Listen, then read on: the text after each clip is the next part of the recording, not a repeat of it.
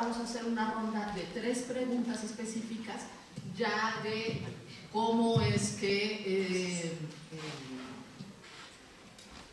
hacen posible y cómo se están comunicando. Ahí sí Ana María ya se va a cambiar el saco de investigadora a presidenta de Latindex para comentarnos sobre qué iniciativas están impulsando, cómo están cooperando entre estos catálogos y bases de datos, índices. Y bueno, al final para dejar una ronda de preguntas con el público. Bueno, Ana María Cheto es doctora en Ciencias por la Universidad Nacional Autónoma de México, investigadora del Instituto de Física. Ha contribuido de manera sustancial a establecer la cuantización como fenómeno emergente dentro de la física. Asimismo, ha hecho aportaciones centrales al acceso y conocimiento de las publicaciones científicas en América Latina. Ana María Cheto tiene 250 publicaciones, entre ellas 11 títulos de libros y 110 artículos de investigación. Ha impartido más de 100 cursos y dirigido 24 tesis de licenciatura y posgrado en temas de biofísica y física teórica. Ha dictado más de 300 conferencias de investigación, difusión y enseñanza. No les voy a mencionar todas las publicaciones, yo creo que es suficiente con eso. Luego, Antonio Sánchez Pereira es doctor y maestro en Relaciones Internacionales por la Facultad de Ciencias Políticas y Sociales de la UNAM. Se ha desempeñado como analista documental de información especializada en ciencias sociales para las bases de datos clase en el Departamento de Bibliografía Latinoamericana de la Dirección General de Bibliotecas de aquí de la UNAM y desde 1993, y es jefe de dicha unidad a partir de enero de 2005. Como jefe de dicho departamento tiene a su cargo la edición de clase y periódica, bases de datos bibliográficas de revistas latinoamericanas, de BibLab, Latindex México y la hemeroteca virtual Cielo México, la cual recibe también patrocinio de CONACYT. Ha sido colaborador en el ámbito de la investigación en el seminario El Mundo Actual del Centro de Investigaciones Interdisciplinarias en Ciencias y Humanidades, y también cuenta con publicaciones que no les voy a leer porque si no, no nos alcanza a leer. Por último, Eduardo Aguado es doctor en Sociología, fue investigador del Colegio Mexiquense, es fundador de la red de revistas científicas de América Latina, el Caribe, España y Portugal, Redalí, de la que además es director general. Ha trabajado de manera continua en la promoción del acceso abierto y en el análisis del proceso de comunicación e impacto de la ciencia general en el sur global. Ha impartido cursos y conferencias en diversos países de América Latina y Europa, en los que ha abordado temáticas como educación superior, visibilidad y difusión de la ciencia, repositorios y tecnologías para el acceso abierto, comunicación y divulgación de la ciencia, problemática y mejoramiento de procesos editoriales, etc.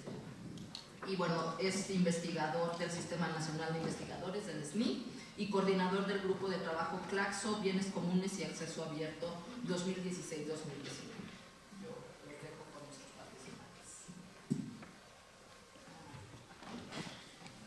Bueno, muchas gracias, Gabriela, y buenas tardes a todos.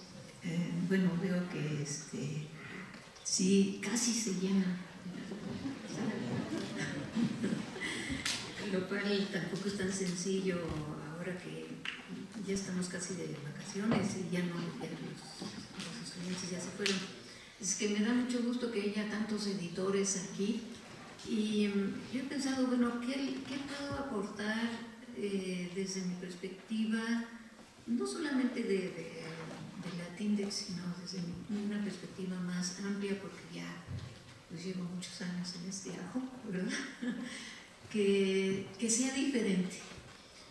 Y pues en eso pensé cuando preparé esta plática, y yo creo que sí les va a ser diferente.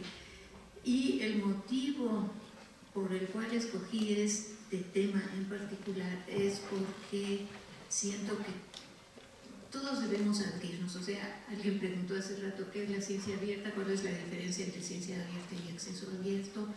Y bueno, pues este es un proceso de apertura en donde a cada uno nos toca participar. Y no solamente participar individualmente, sino que promover también la participación de otros, lanzar iniciativas que contribuyan a este proceso de apertura. Y siento que también la academia tiene que abrirse, lo cual no es tan claro y evidente que esté pasando, y ustedes mismos como editores. Entonces, de alguna manera esta plática también es una invitación a que todos nos abramos.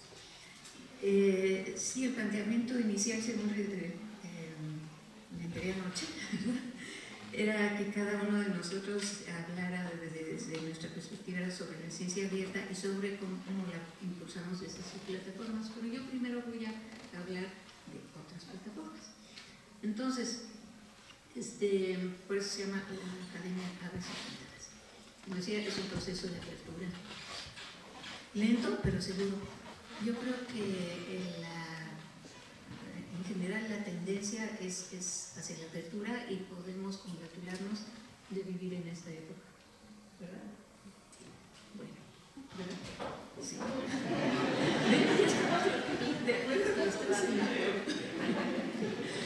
Sí. ¿Y por qué empiezo con Archive? Bueno, pues porque Paul Ginsberg empezó desde antes que se hablara de acceso abierto, de ciencia, mucho menos de ciencia abierta. No se hablaba de nada de eso, y Paul Ginsberg en 1991 se dio cuenta de que pues, los físicos mandaban sus preprints de física en TeX, que es lo que usamos para hacer nuestros trabajos de lenguaje científico, por correo electrónico, y ya se estaba acumulando una cantidad de trabajos en los buzones del correo, cuando además apenas había empezado el correo, ¿no?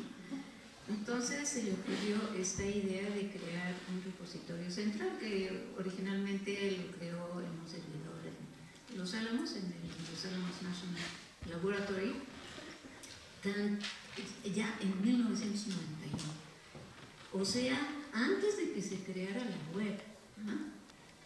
Y fue una iniciativa muy interesante porque los físicos estábamos acostumbrados a que publicas en las revistas que pasan por revisión de pares, estricto, etcétera, o nada. Eso o nada. Bueno, en 1996 hubo una conferencia organizada por la UNESCO y el ICSU en París, en la sede de la UNESCO, que se llamaba Publicación Electrónica en Ciencia. A mí me tocó formar parte del comité organizador de esa conferencia, y yo insistí a mis colegas del comité organizador: invitemos a Paul Ginsberg. No, porque no va a aceptar, invitemos. Y fue. Y eso fue muy interesante porque los demás, prácticamente todos, eran científicos tradicionales, de los que son las revistas, de los que están acostumbrados a la revisión por pares, etc. Y ahí tienen ustedes a este cuate, más chavo de lo que hasta ahora, en playera, ¿verdad? Todo despeinado, y da una de las conferencias. El ambiente en torno a él era, por decirlo de alguna manera, raro. Se le veía con suspicacia, lo cual a mí me llamó mucho la atención. Yo dije, pero ¿cómo? Si está abriendo aquí un canal para que publiquemos nuestros preprints, nuestros pretiros, ¿no? Nuestros manuscritos antes de mandarlos. Si nosotros estamos convencidos de que estamos haciendo una aportación interesante a la ciencia, ¿por qué tenemos que esperarnos meses para ver si nos lo publican? Porque quizá el editor decide que no es del interés de sus lectores, ¿verdad? Lo cual sucede muy a menudo. O los árbitros deciden que algo está mal y por un motivo u otro no lo aceptan. O te ponen tantos peros que tu trabajo no se publica. Entonces, Paul Ginsberg dio esta conferencia, no fue recibida, yo diría más o menos fríamente, por la mayor parte del público. La gente no interaccionó mucho con él.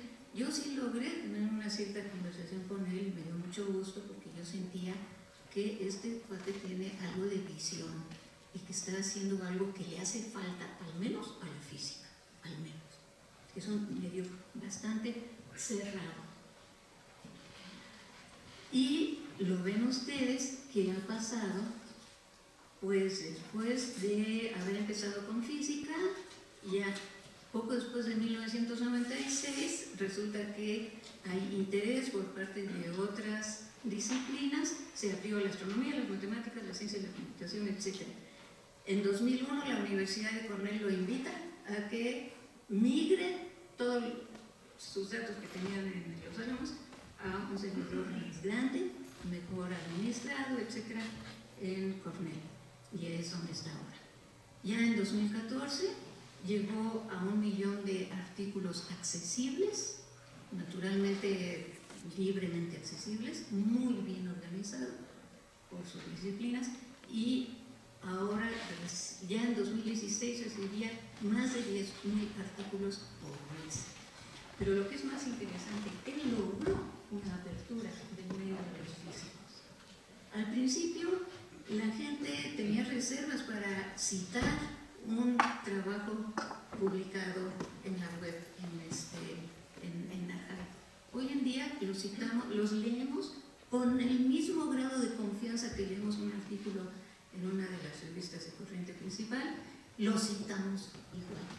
Es más, los leemos más porque están en acceso abierto y muy bien organizados. Y no tenemos que estar buscando en una revista, están todos. Bueno, yo digo que Paul Ginsberg hizo más en la práctica por acceso abierto de lo que han hecho muchos. Está bien que haya declaraciones, etcétera, y más declaraciones, pero en la práctica él ha dado un gran paso y ha hecho que una de las comunidades más cerradas también se vaya abriendo. Este ejemplo lo han seguido ya en otras disciplinas. Lo interesante es que la primera iniciativa que usó como modelo Archive es esta donde Archive se escribe al revés, ¿no? Vigra. Suena raro, pero en fin. Y esto surgió pues en reacción a que hay cierta, yo no diría, no hay censura, no hay arbitraje por pares, pero hay una cierta moderación por parte de Archive. Y entonces algunos autores dijeron, no, yo quiero publicar mi artículo de todas maneras, y entonces se creó Vigra, pero como ven ustedes no ha pegado realmente. Se creó en 2009 por otro físico, por cierto, y está abierto a todas las áreas del conocimiento. Sin embargo, en 2018 lleva apenas 22.000 documentos publicados, la mayoría en física y matemáticas, y no tiene el mismo grado de confiabilidad, ¿no? O sea, realmente no creo que haya servido mucho su propósito, más allá de servir a algunas que de otra manera no tendrían que publicar sus cosas, pero no se trata de eso.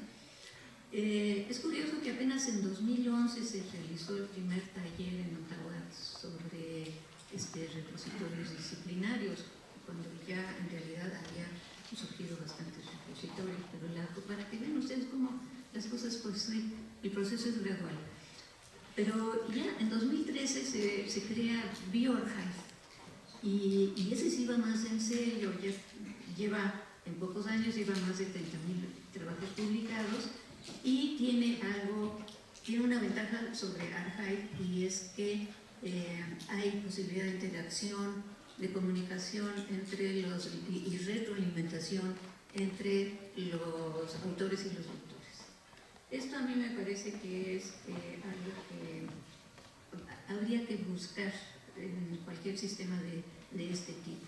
Es parte de esa apertura, que uno se pueda comunicar libremente con aquellas personas que tuvieron suficiente interés en el artículo como para leerlo y para opinar sobre él o hacer algún comentario.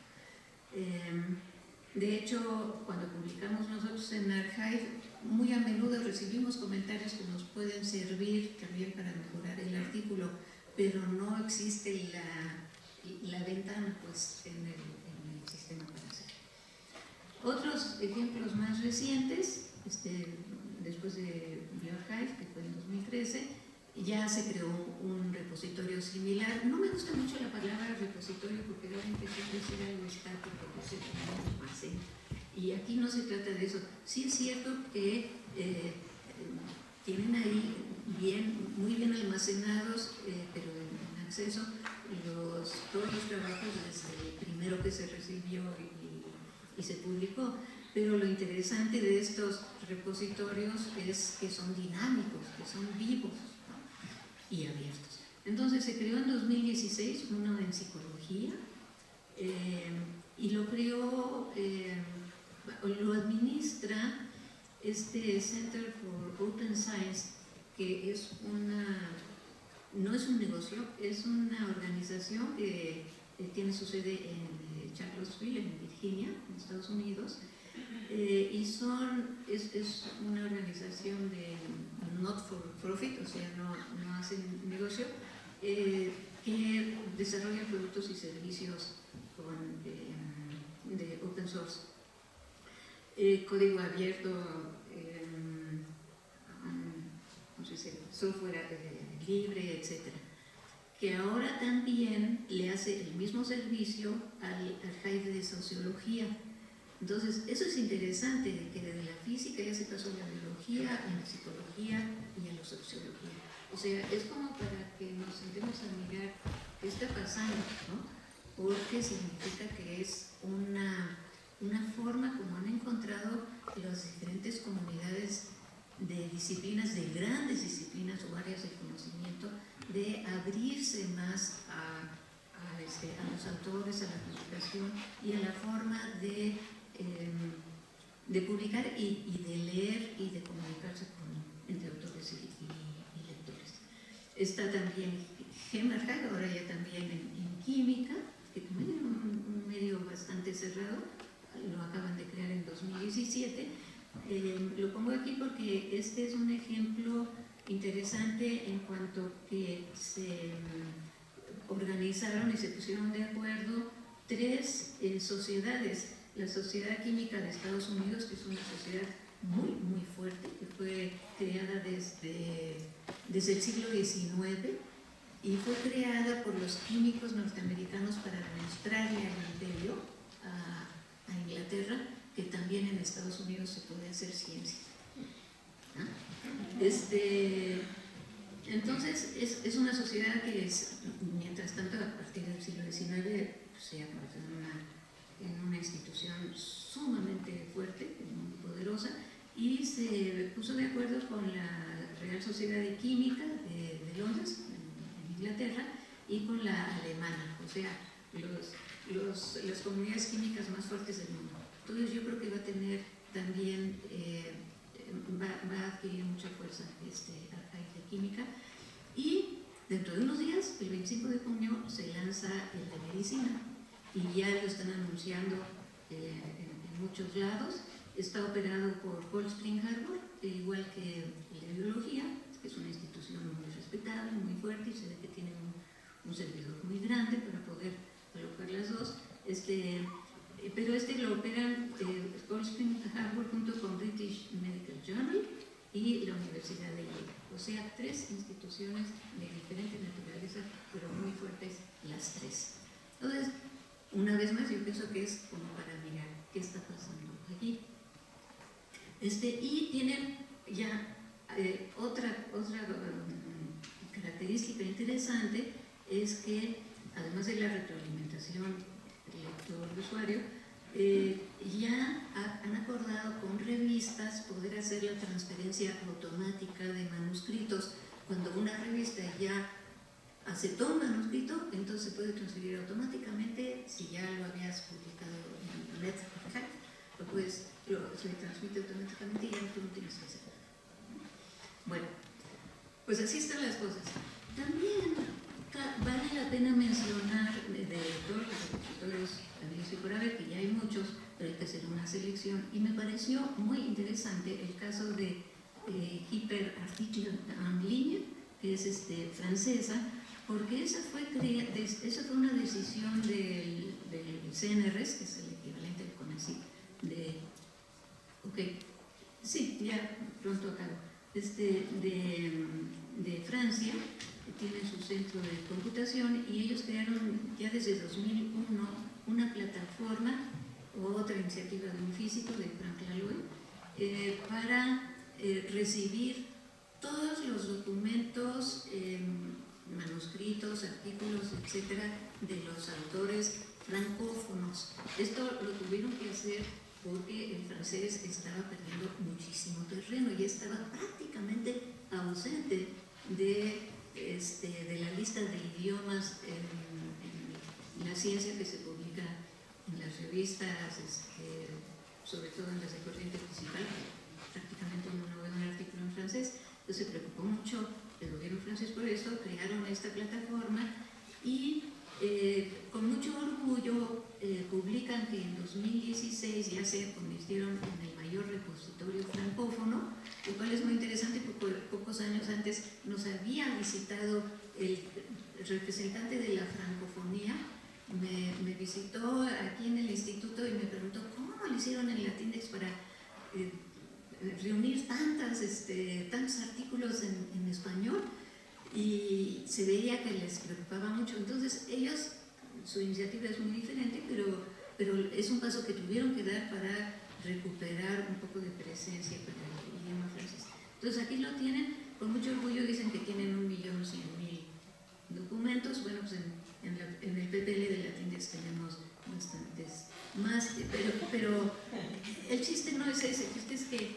ya lo hicieron y van a seguir creciendo, ¿no? Y también hay extracción automática de la producción institucional, o sea, están relacionados y dialogan y hay un sistema de interoperabilidad con los repositorios institucionales para que este repositorio francófono pueda recoger toda la producción de las instituciones, y tienen otras facilidades aquí que son muy interesantes, las pueden leer ustedes. Y ya hay 120 instituciones que tienen su propia entrada a este portal. Bueno, pues esa es otra iniciativa diferente a las anteriores, pero también como para tomar en cuenta. Hay muchísimas bases de datos académicas y buscadores con libre acceso a artículos y preprints. Y la lista, esta es una lista parcial que empieza aquí y continúa aquí. Y me recuerda esta situación a la que se vivía justamente cuando estábamos por crear Latindex a principios de los 90, que había una cantidad fenomenal de bases de datos de académicas. Había un directorio de bases de datos, no sé, aquellos de ustedes que quizá de las generaciones ya más de más edad recuerden ese enorme, gruesísimo catálogo de bases de datos que decía uno, ¿para qué tantas bases de datos? Hay muchísimas y francamente como que es un bosque que habría que ver cómo se puede, cuando menos hacer más, que funcione más como en red, que haya más interoperabilidad entre ellos. Y yo solamente puse aquí los que dicen que ofrecen libre acceso, habría que checar si todos lo ofrecen, y que se han registrado, porque dice, esta es una lista dinámica y nunca podrá satisfacer estándares. Usted puede contribuir a expandirla con registros confiables. Si conocen ustedes alguna base de datos o buscador confiable, la pueden agregar a la lista. Bueno, entonces, en esta primera parte del panel, yo me pregunto, viendo esto y viendo también, escuchando lo que hemos leído en otros lados y tantas conferencias que hemos escuchado sobre ciencia abierta, ¿verdad? Como decías, sobre todo aquí en nuestro país, ¿hacia dónde va la ciencia? Lo que han dado en llamar 2.0 en el Internet, aunque no está definido lo que es 2.0, hasta eso está en proceso de definición. Pero eso es buenísimo porque significa que nosotros podemos contribuir a esa definición. No definición en el sentido de que sea algo que quede en un diccionario, pero en el sentido de que contribuyamos a orientar, a construir su futuro, digamos. Entonces yo pienso que aquí hay varias cosas en esta lista, algunas de las cuales ya están sucediendo, no las voy a leer todas, ustedes pueden escoger cuáles sienten que ya se están dando los pasos y otras que todavía no, pero que deberían quizá formar parte de ese proceso de apertura de la ciencia, de esa ciencia abierta. Lo digo para que ustedes lo lean, yo creo que son todos elementos válidos, quizá unos de ustedes darían más peso a algunos elementos y a otros. Yo quisiera nada más terminar con decir que esto, lo que acabo de mostrar, no significa que la revista científica desaparezca, pero yo creo que la revista científica tiene que estar atenta a lo que está pasando más allá de su ámbito particular, ¿verdad? Cómo se está abriendo el mundo de la ciencia y que eso debe servir también para que la revista científica se enriquezca. Esto complementa lo que es la revista científica y por lo tanto es una invitación a que las revistas científicas y sus editores y todos los que contribuimos a ella pensemos en la revista dentro de este ecosistema más amplio y en evolución y que aprovechemos esta apertura, quizá también introduciendo en la revista mecanismos de diálogo con esos otros elementos, otras partes del ecosistema. Eso es todo por ahora. Muchas gracias.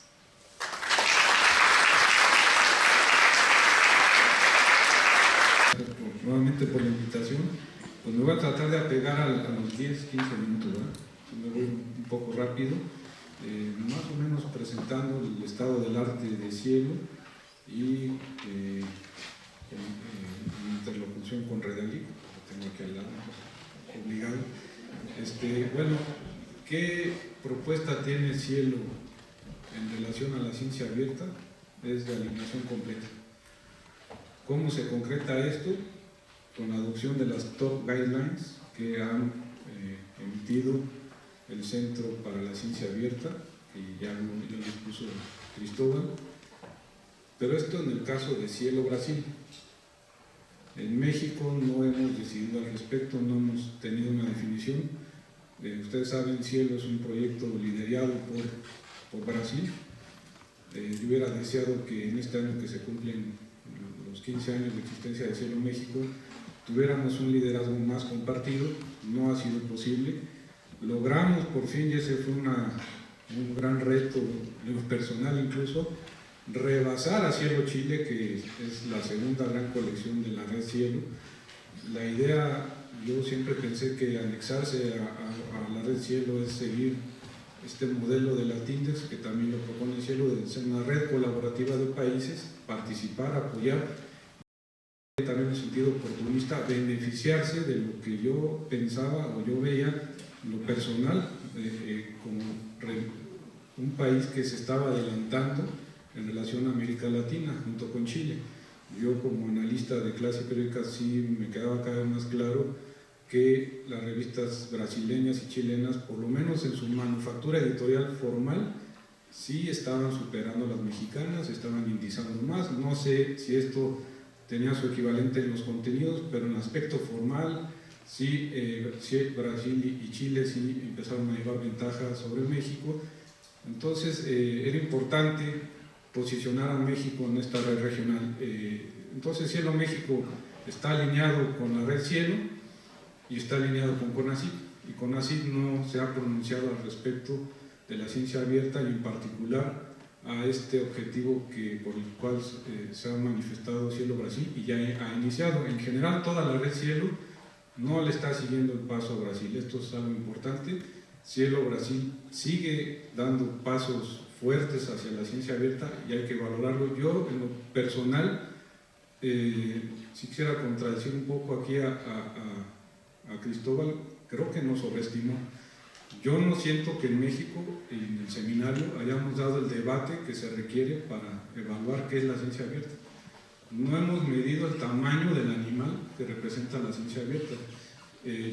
Tiene muchas implicaciones, entonces yo creo que sí urge abordar más el tema. ¿En qué consiste el paso en concreto por el cual se manifiesta Cielo Brasil? Y ya lo puso él dentro de sus criterios de indización, es cumplir con los 8 requisitos y apertura de las top guidelines y haciendo un comparativo con una revista como Science, que son 8 niveles que se deben adoptar, por ejemplo, los estándares de citas para los datos, de que debe estar compartido los métodos analíticos, el software debe ser de código abierto, todo aquel material que se haya utilizado debe estar depositado en repositorios compartidos, y hay 3 niveles de exigencia: un nivel que es declarativo, el primer nivel, es decir, basta con que el autor en la revista al momento de publicar manifieste que cumple con estos requisitos. El segundo nivel, la revista lo verifica o lo exige, y el tercer nivel ya es parte de la evaluación del sistema de arbitraje. Entonces ahí, por ejemplo, tiene los 3 últimos puntos que son los más complicados, exige el nivel 1, nada más declarativo, y para los 5 primeros puntos ya es nivel 2, ya es como exigencia.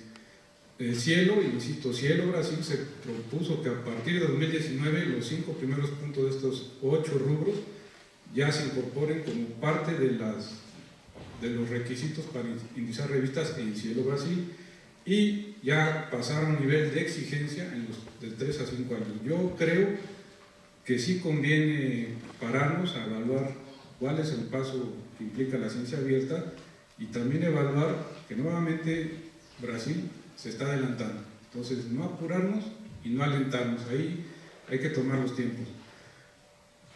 Cielo ha apostado fuertemente por la interoperabilidad. Hay una obsesión completa por la interoperabilidad, y la entendida como internacionalización en el esquema no comercial y comercial. Es decir, para Cielo no hay discriminación entre lo no comercial y lo comercial. La propuesta de Cielo es jugar en los 2 escenarios. Está dando prioridad máxima a la visibilidad en cualquier sistema, y este es un punto de debate importante.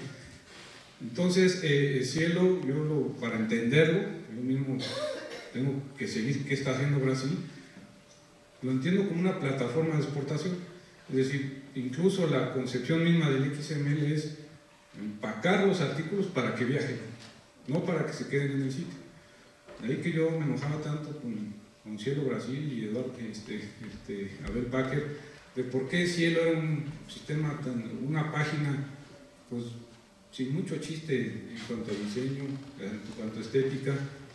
Prácticamente pareciera que la única función de Cielo es emitir, ser como una fuerza centrífuga de enviar, exportar y posicionarse en otros sistemas. Entonces aquí también podría contrapuntear un poco con Cristóbal. Quizá la lógica de tener sitios bonitos o estéticos o funcionales no sería tanto la idea de Cielo, sino ir hacia otros sistemas. Yo aquí diría, por ejemplo, que la página más exitosa del mundo es Sci-Hub, el sitio pirata Sci-Hub.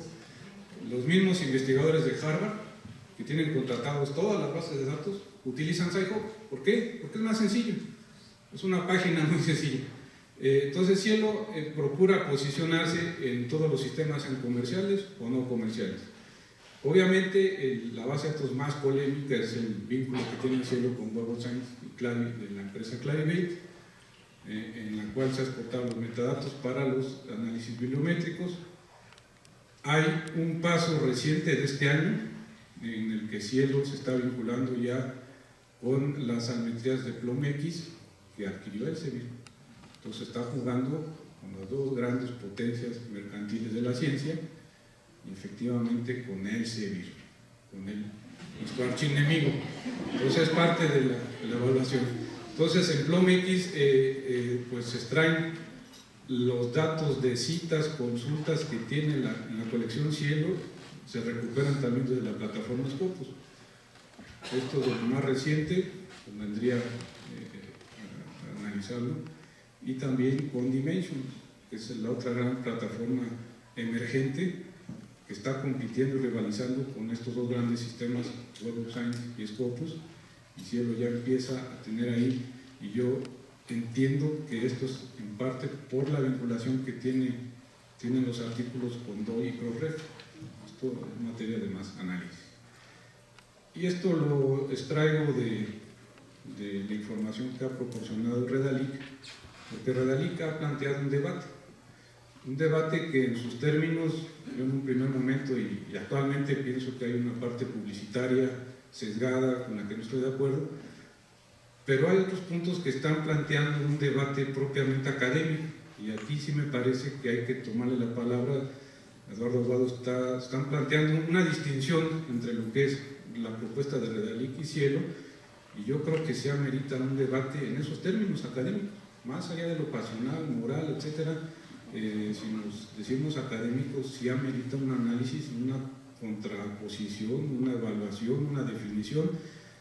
Como Redalic lo has puesto, ahí con todos los ceros que algunos no estoy de acuerdo, pero en esta parte dice: Cielo ha optado por alinearse con el sistema del norte, con el sistema comercial, con el sistema de las métricas, Publinos, Conacit, o Science, ahora con los pocos también, ¿cómo? Oblón también. Y Redalic manifiesta un posicionamiento alineado con América Latina, lo vas a poner mejor, con una serie de instituciones relevantes en su continente, Claxo, algunas universidades, etcétera, y algo en lo que desde mi punto de vista concreta mucho ambas posiciones es la Declaración México sobre las Creative Commons. Ahorita hago esto, aquí lo paso rápido. Me parece importante este punto porque concreta en estas siglas de Creative Commons estas dos filosofías o maneras de abordar el tema o posicionarse frente al mundo y la comunicación científica. La Declaración México, que creo que ha sido poco analizada, evaluada, pues está en contra del uso comercial, y Cielo y DOAG están por la CC BY, que incluyen el uso comercial.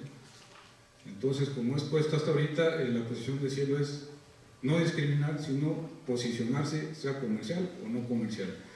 Esto yo lo comenté en la sesión, me parece que ameritaba mayor debate cuando vino Bianca Amaro, y bueno, un poco más. Esto se referencia a que se vienen estos dos grandes, esta competencia entre plataformas de alto poder, la bibliometría en su máxima expresión. En 2014 Scopus rompe con el monopolio de Web of Science junto con Google Scholar. 2016 Microsoft Academic, aunque no ha sido muy considerado. ProRef, que sin que la viéramos venir, se está consolidando como otra referente, y sí vestido de acceso abierto, de bibliometría de citas, y que parece que está vinculado con Dimensions. El asunto que yo le planteaba a Bianca Amaro es que en la ciencia abierta es un esquema de apertura total de todo el circuito de investigación, de toda la trayectoria de investigación, prácticamente desde que se plantea el proyecto, la hipótesis de investigación. Ese es el concepto metodológico, que va emparentado con plataformas instrumentales, y son muchas. Entonces está fragmentado en una serie tremenda de nuevos servicios y plataformas muy bonitas, que son todas ellas lo que se le ha dado a llamar el capitalismo de plataformas. Todos estos son una especie de pequeños diablitos, chupadores de almas. Todas ellas van a ser incluso de acceso abierto, o van a ser esquemas de negocios híbridos, van a ser como es Google. Google es el gran marco integrador del acceso abierto. Como dijo Cristóbal, Google es una de las mayores empresas capitalistas del mundo. Y esta es la que integra todos los sitios de acceso abierto del mundo. Y prácticamente estas plataformas van a monetizar de otras maneras toda la información. Puede ser que no cobren el acceso, pero tienen otras maneras de jugar con esto que se le ha llamado la facebookización de la ciencia, o la gamificación de la ciencia. Entonces, este doble juego entre transparencia y apertura y compartición, pues va muy de la mano con un planteamiento nuevo. Ahí es donde yo le planteaba a Bianca Amaro: la CC BY no comercial va a quedar como un pegoste formal, si es que la revista se avienta con XML a transitar por todas estas plataformas. Estas plataformas, lo quiera o no, lo están a uno absorbiendo, le están sacando uno el alma desde el celular. Entonces, esto yo creo que sí hay que tenerlo claro, como dijo Oyama al inicio, cuáles van a ser las líneas rojas de hasta dónde y qué queremos abrir, porque este es el juego mundial, estas son las plataformas mundiales. En pocas palabras, ya para terminar, Cielo sigue siendo de acceso abierto y de código abierto. Todos los softwares de Cielo se pueden bajar sin ningún pero, sin ningún cobro, sin ninguna suscripción a nada, y todos los desarrollos de Cielo, son 97, ya no son 87, son de código abierto. Todos pueden participar o bajarlos o usarlos. De manera conclusiva, yo diría que Cielo tiene este esquema dualista, le juega a los dos mundos. Podría decirse incluso que es un esquema convenenciero, oportunista. Lo que se quiera es, la prioridad está puesta en la visualización y la internacionalización máxima de la producción de América Latina. Y pues, quedé bien el tiempo,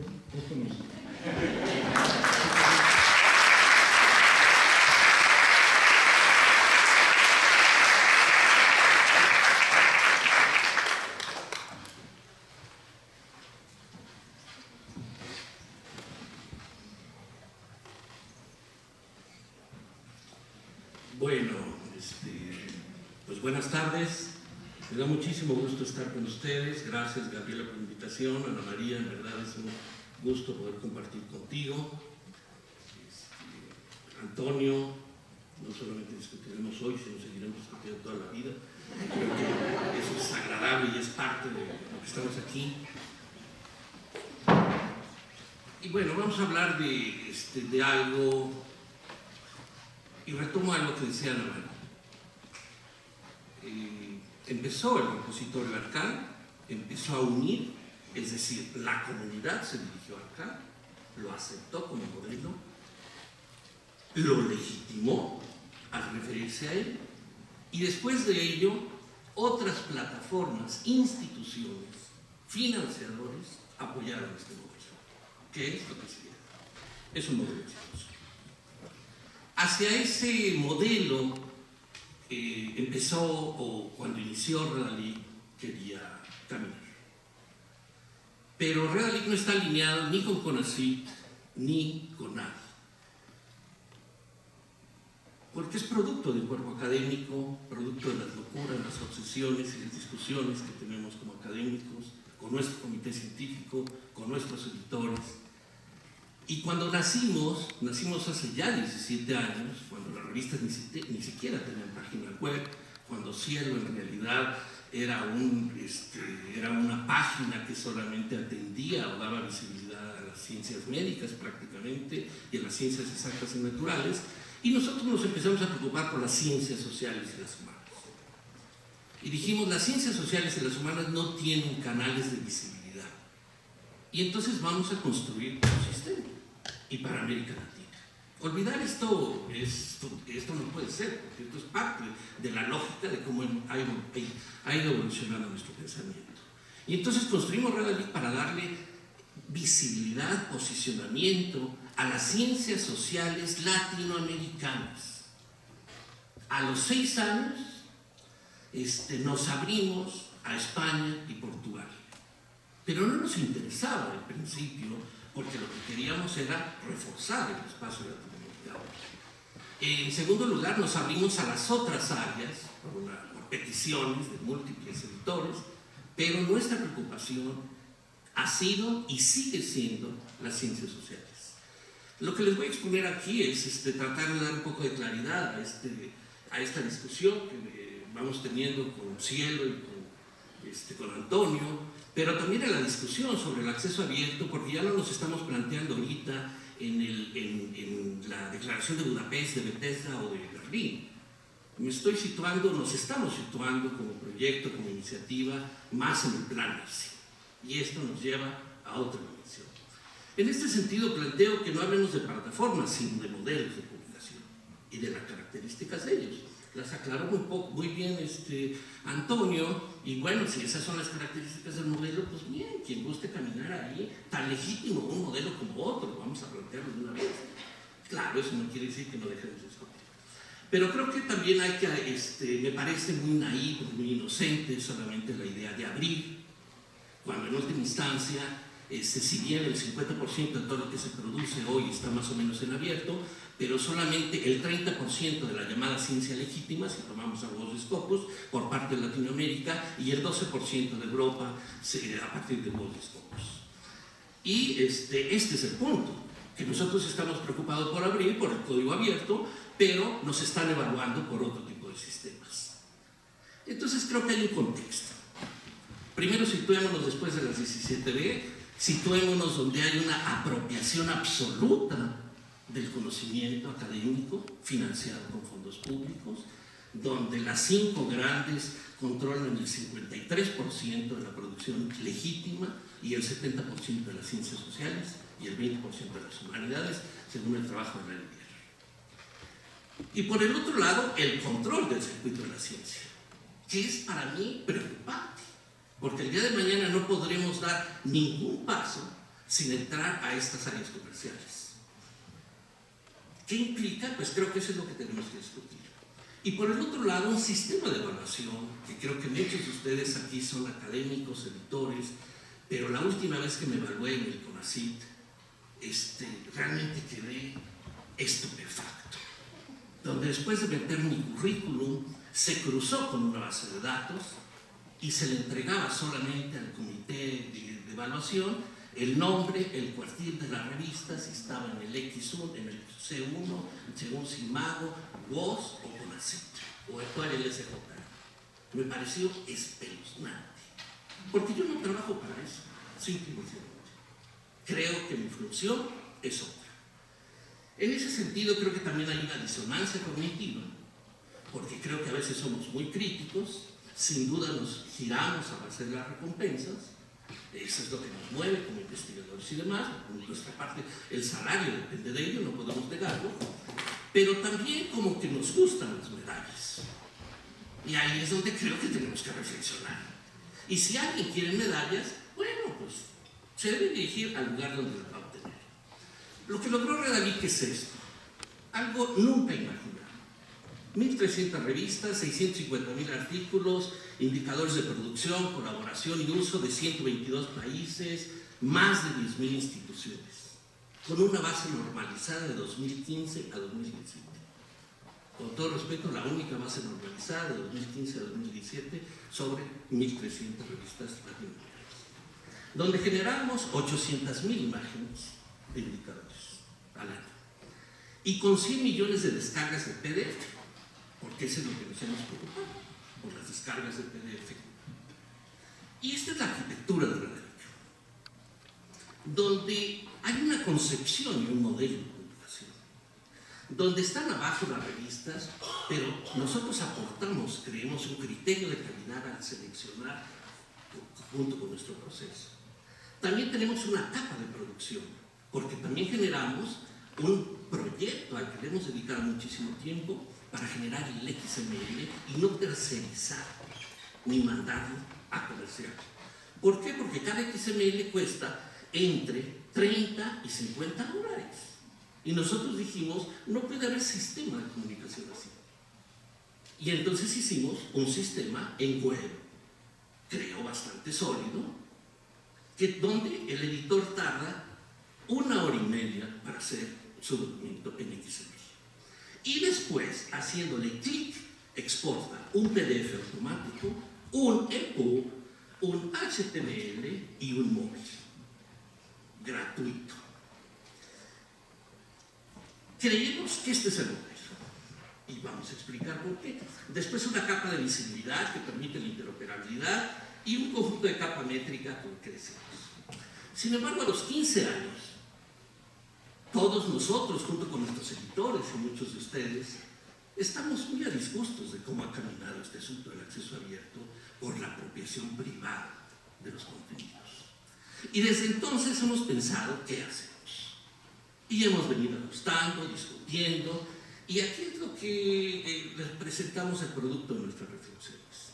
Primero nos dimos cuenta que Redalyc era un sistema excluyente, porque se convirtió en un sistema de indización y de legitimación de la ciencia, no reconocido por CONACYT, tampoco reconocido por la página de revistas y el portal de la UNAM, porque no aparecemos como sistema de indización, curioso, interesante. Y entonces construimos un sistema con la misma tecnología que ha recibido el reconocimiento impulsado de UNESCO, Claxo, Redalic, donde aportamos la tecnología para todas las revistas. ¿Por qué? Porque nuestra preocupación ya no son las 1.300, de hecho creo que ya llegamos al límite, rechazamos el 80% porque ya nadie cubre, y entonces abrimos la tecnología para todas las revistas para que se beneficiaran. Y con un conjunto de instituciones que pudieran hacer sostenible el proyecto. Porque en un proceso donde se privatiza la ciencia, impulsada por CONACYT, donde todo el dinero que le dio en la gestión pasada a las revistas tenían que ir a consultores, y donde el trabajo que hacía la TINDEX, Cielo, Redalic, UNICEF, etcétera, etcétera, de capacitar, ya no tenía sentido porque tenía que ir a los consultores. Entonces nosotros también dijimos, una universidad no tiene por qué estar subsidiando la visibilidad de la producción regional. Y entonces dijimos que esto vamos a hacer un colectivo para que este colectivo lo subsalte, lo apoye. Y entonces construimos Amelica. Amelica, un proyecto que tiene toda la tecnología de Redalic, pero además que tiene otros proyectos para la ciencia abierta. De hecho, tenemos ahí hay un proyecto de propiedad intelectual idéntico al de Cierta Romeo, que ya tiene información de 500 revistas, y tenemos un proyecto de una comunidad de OJS, donde sí estamos tratando de cuidar a las personas que trabajan con este proyecto, y ya hay 250 usuarios inscritos a los que se está atendiendo Joel, que es el coordinador de este proyecto. Y este proyecto tiene ya 40 revistas funcionando en línea, más 120 que están en proceso. Aquí veremos más adelante cuáles son los requisitos. Y entonces, este es el sistema que nosotros hemos creado. Redalic, un sistema que exige múltiples requisitos para ingresar, y Amelica, que vamos a ver ahorita los requisitos. Y que generamos esto. Porque nosotros estamos preocupados de que las revistas sigan bajo la lógica de la impresión y del PDF. No lo entendemos en el mundo de hoy. Y no entendemos cómo puede haber replicabilidad, reutilización, transparencia, etcétera, y disminución de costos si la gente sigue, el proceso editorial sigue en el PDF. Entonces decidimos trabajar para un modelo. Y ambas plataformas, para que ingresen las revistas, en el caso de Amelica solamente bastan que sea de acceso abierto. En el caso de Redalic necesitan pasar todos los criterios de evaluación. Tienen que tener XML y IATS en el caso de Redalic, es decir, aceptando los XML de Cielo. Cielo no acepta lo de nosotros. Bueno, Costa Rica sí, algunos países sí, otros no. Y no aceptaremos ni en uno ni en otro lugar revistas que tengan APC o pagos por procesamiento o publicación. Y como estamos absolutamente convencidos de que la evaluación es lo que está desbaratando la ciencia, entonces exigimos la firma de obra. Para ponernos a discutir hacia dónde caminamos, no sabemos muy bien hacia dónde, pero sí nos parece desastroso, o una disonancia cognitiva, que los editores sientan que han llegado al paraíso cuando llegan al cuartil 2. O cuando CONACYT tuitea que ya tiene 3 revistas en el cuartil 1, una de ellas, una de la UNAM, con 12 citas. O de las revistas latinoamericanas, 10 tienen menos, las que están en el cuartil 1 ahora, menos de 20 citas, según los datos de 2018. ¿Podemos entender esto? A mí, al equipo, a nuestro comité científico nos parece aberrante. Y entonces por eso exigimos la firmadora para empezar a construir una voz común y decir, modifiquemos los sistemas de evaluación. No nos queda claro hacia dónde, pero nos queda claro el problema.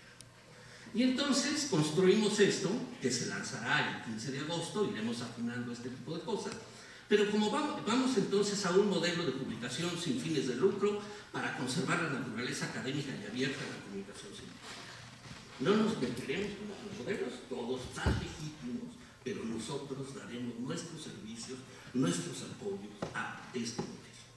Y como es un esfuerzo que nació para el sur, en el sur y para el sur, y como estamos defendiendo ahora un modelo, para defender este ecosistema no APC y que tenga una visión crítica hacia los procesos de evaluación, como las dos grandes financiadoras, Wellcome Trust y Melinda Gates, ya lo exigen, y como lo exige el Plan S también en su artículo número 10. Entonces nos abrimos al mundo. No sabemos muy bien cómo, pero lo vamos a ir haciendo. Las revistas que tengan XML, que no tengan APC, que deseen los servicios de Red Alico de Amelica, adelante, ahí está la tecnología. ¿Y por qué? Porque consideramos que la tecnología no se puede apropiar ningún editor de ella, porque no tiene tiempo. Entonces tiene que haber una plataforma que se las proporcione. Si esa plataforma es Cielo, adelante. Si esa plataforma es Redalic, adelante. Y si no, construyan una. Para eso se necesitan las instituciones que se unan, legitimen y trabajen. Pero no pueden estar 15.000 revistas. Esos son 15.000 puntos. Son las 15.000 revistas latinoamericanas vigentes, individuales, de las cuales 3.500 utilizan OJS, de las cuales la mayor parte tiene que pagarle a un técnico de OJS, de las cuales tiene que generar 3.500 sistemas para generar los DOIs. No es un modelo que pueda tener el suyo. Necesitamos una plataforma común, que sea sostenida colectivamente y que dé los servicios a la publicación. Y que el editor garantice lo que es su tarea, la calidad científica del trabajo. Y que la tecnología dependa de otro. Por eso es irrisorio, y hice un estudio, ya con esto termino, donde revisamos ayer 410 revistas de la UNAM, la Universidad de Sao Paulo y la Universidad de Chile. El 95% tienen PDF. Solamente el 9.4% de estas tienen HTML. Y el 4.5% XML. Pero el 80% de estas revistas están en Cielo Red Alic. ¿Qué nos quiere decir eso? Que el editor no ha entendido para qué es el XML. Que el editor hace el XML para entregárselo a Cielo o para entregárselo a Red Alic. Pero no se da cuenta que es su material de preservación. Que con un poco de tecnología genera lo que Red Alic al momento es la única plataforma que ha generado, porque puede derivar automáticamente el PDF, el EPUB y demás, y ahí está. Y ese es nuestro concepto de modelo. Creemos que si queremos construir un sistema de comunicación, hay que construir una plataforma común, sostenida por la comunidad. Y a eso es a lo que estamos trabajando. Gracias.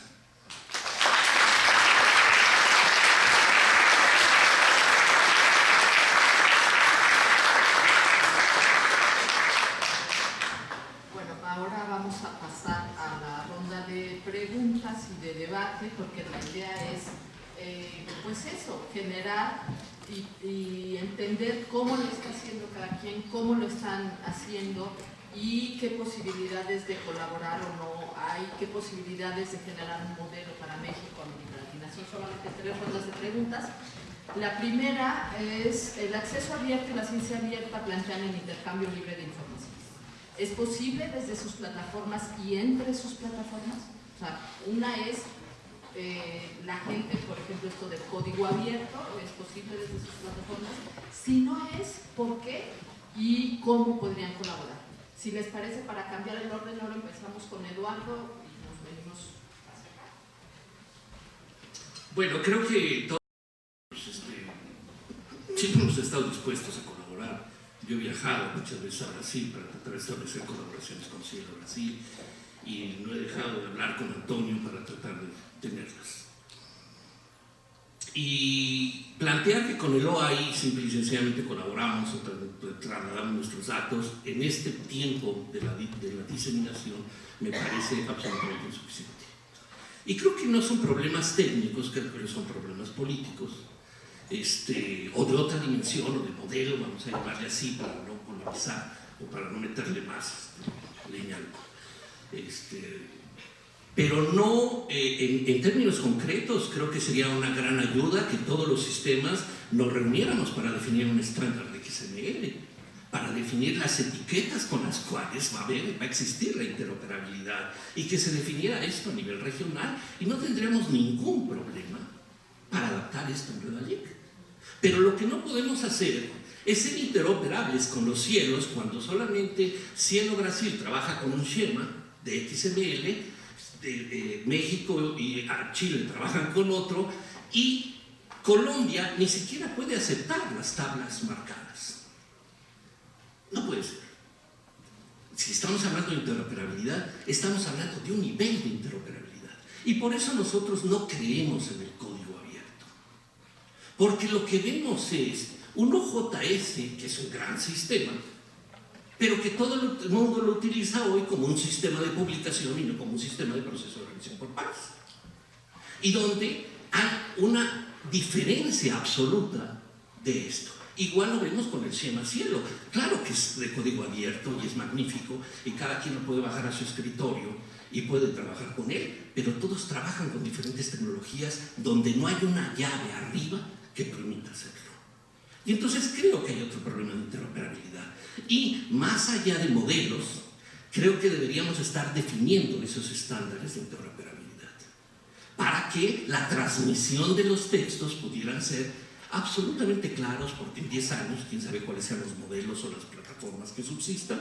Y sí, entonces ese es el caso de Cielo. En el caso de Latindex, hemos colaborado, de hecho tenemos una visión, creo que común en términos no solamente de Dora, que tenemos también una carta firmada con Latindex y con Claxo a favor de la firma de Dora, y respecto a esto de las licencias comerciales, y sin entrar a discutirlo, porque creo que es una discusión que tiene múltiples aristas, sí diría que es algo a lo que nos tenemos que preocupar.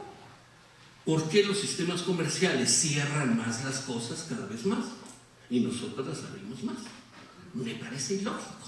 ¿Por qué con recursos públicos alguien puede hacer una antología de los trabajos de 5 revistas y ponerlas a vender en Amazon o en cualquier otro lugar, como existen N pruebas?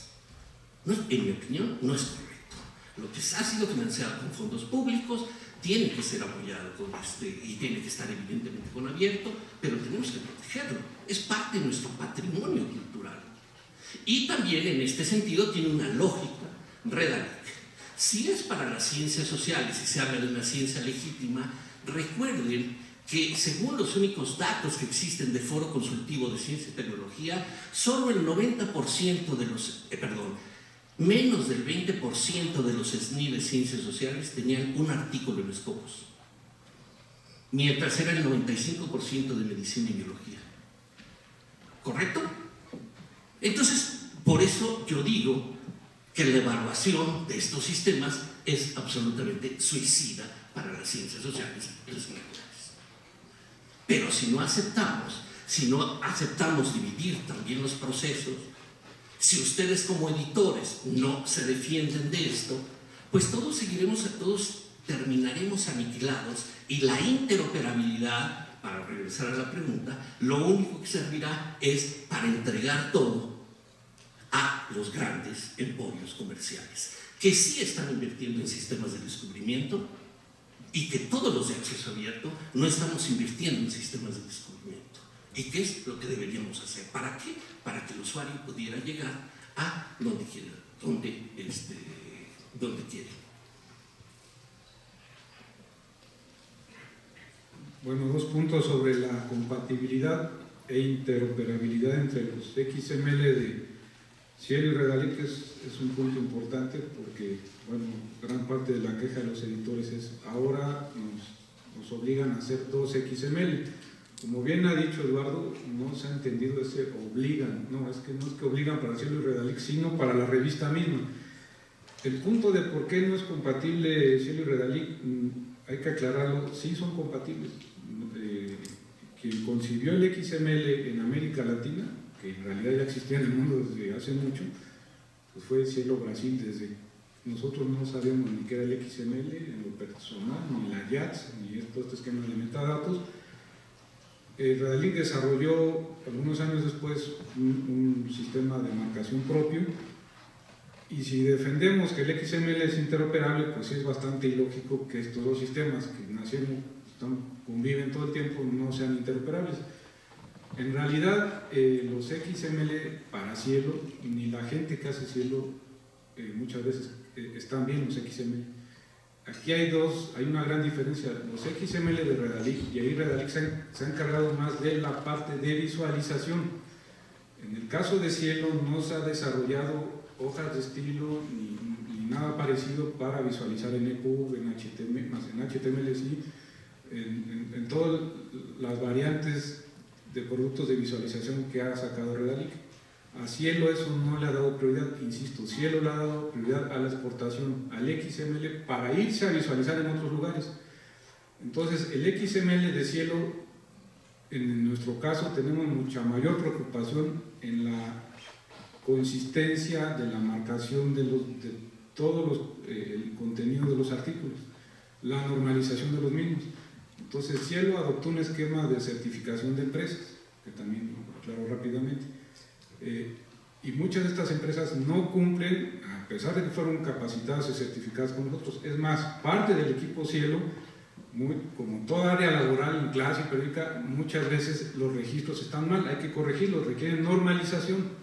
Entonces, si no pasan los de Redalic, porque en realidad nosotros como Cielo ganaríamos no teniendo que hacer ese trabajo, es porque falta normalización o el editor no marcó bien por culpa del editor, si vamos a decir, no por culpa del Marcalic. Lo que se requiere es un sistema, un tiempo de trabajo de verificación, de control, de normalización.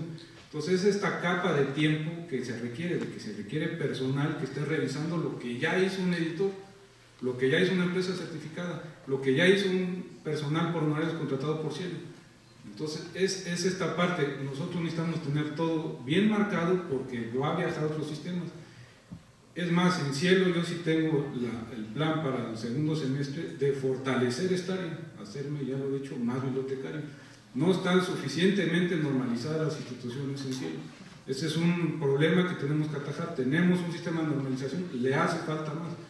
Y vamos a exigir, como ya se exige, el ORCID como punto mandatorio, obligatorio, porque no están bien normalizados los autores. Entonces, esta parte de organización, de identificación de la información, no es que Marcalic no sirva, sí sirve, pero muchas veces el editor no tiene este cuidado, y lo mismo sucede con el programa de Cielo.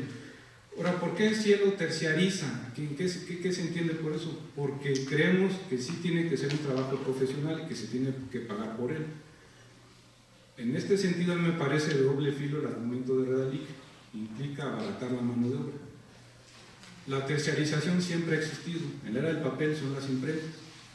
Nosotros en Cielo decimos, ahora en lugar de mandar a la imprenta hay que mandar a hacer el XML, y sí se necesita personal y gente que tenga un ingreso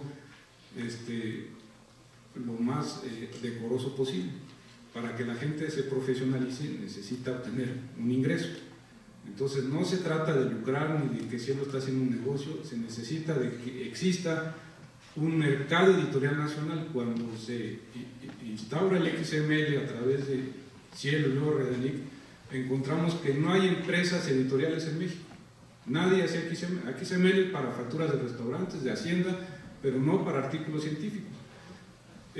Siempre se ha terciarizado en este sentido.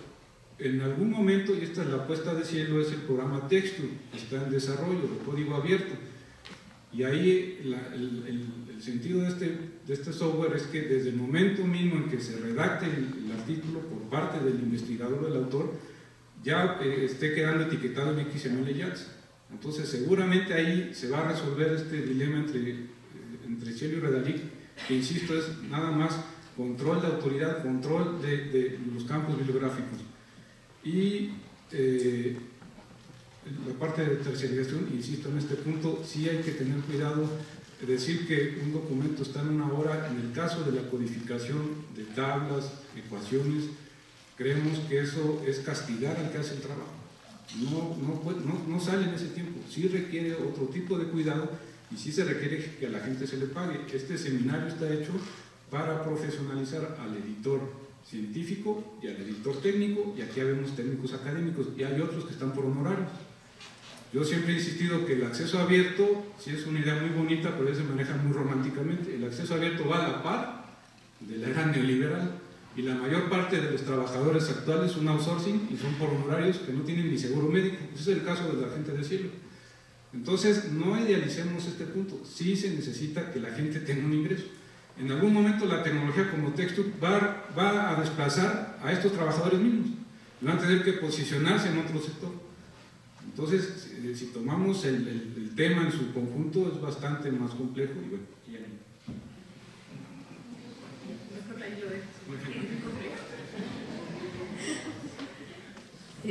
Bueno, a ver, tengo un par de respuestas. Primero, respecto a lo que es el sistema Latín de información sobre revistas. Ahí introdujimos hace algún tiempo una característica adicional. Se ve que es una columna extra, que es el simbolito del candado abierto para todas las revistas que se declaran de acceso abierto. Siempre hemos promovido el acceso libre desde antes de que se hablara de acceso abierto, y bueno, esa va a seguir siendo nuestra política. Ahora, respecto a los problemas que acaban de mencionar aquí mis dos colegas y amigos, la experiencia con el portal de portales Latindex ha sido muy interesante porque, claro, las fuentes más importantes de documentos que cosecha el PPL son precisamente Redalic y los sistemas Cielo. Y no todos los sistemas Cielo funcionan igual.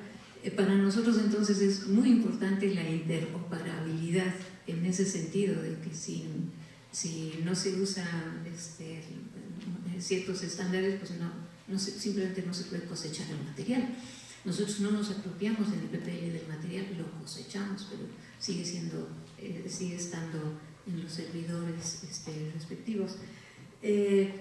Pero también es cierto que aparte de Redalic y de los sistemas Cielo, hay otras plataformas, otras hemerotecas en línea que contienen materiales, revistas que no están en ninguno de los dos sistemas y que satisfacen, por un lado, digamos, normas de calidad editorial, las revistas que están metidas en estas plataformas, y también de interoperabilidad. Entonces tenemos un total, no recuerdo si seguimos estacionados en los 14 repositorios, pero de ese orden. O sea, hay más, así como hay más que Cielo Citation Index y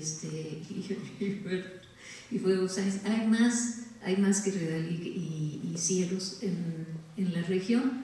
Y pues el Latindex, y en particular el PPL, actúa como paraguas, y todo lo que esté bien montado y satisfaga esas normas de calidad, pues nosotros lo recogemos. Y en ese sentido ha jugado hasta cierto grado, quisiéramos que lo jugara más, el papel de fomentar las buenas prácticas, así como lo ha hecho, seguramente ustedes son conscientes de ello, en el mundo de la edición de las revistas. Fomentamos buenas prácticas por medio de los talleres, tanto presenciales como también en línea, como mediante los criterios de calidad editorial del catálogo. Los editores entonces con eso están informados de cuáles son las buenas prácticas y qué les conviene. No tienen que seguir los 33 parámetros o los 36, pero los que les vengan bien como para reforzar sus revistas y con ello aumentar el uso y la visibilidad de ellas, pues tanto mejor. Y lo mismo nos hemos propuesto a nivel de las plataformas de revistas, fomentar las buenas prácticas, la interoperabilidad, el HTML, etc. Ahora, aparte de esta respuesta, yo tengo una pregunta. Es que Bueno, yo llevo ya muchos años mandando mis artículos de investigación a las plataformas de las revistas en física. Normalmente los escribo en TeX, ¿verdad? Uso una interfase, puede ser LeX, puede ser Scientific, lo que sea. Lo mando en TeX, en LaTeX, a la revista y queda marcado ya. Ya está formateado, ya está marcado el artículo, todo. O sea, tienen el título, tienen el resumen, tienen los números, la bibliografía, todo. No hay trabajo manual que hacer del otro lado. Bueno, eso sucede en física y matemáticas, pero yo me puedo imaginar que las otras revistas deberían poder hacer algo similar y no sé hasta dónde esté avanzado esto, porque la mano de obra veo que sigue siendo un obstáculo, o la falta de ella sigue siendo un obstáculo fuerte, ¿no? Entonces esa es una pregunta para ustedes. Pero además yo quisiera aprovechar para también lanzar otra pregunta, un poco en plan de provocación. ¿No dijiste que nos ibas a provocar?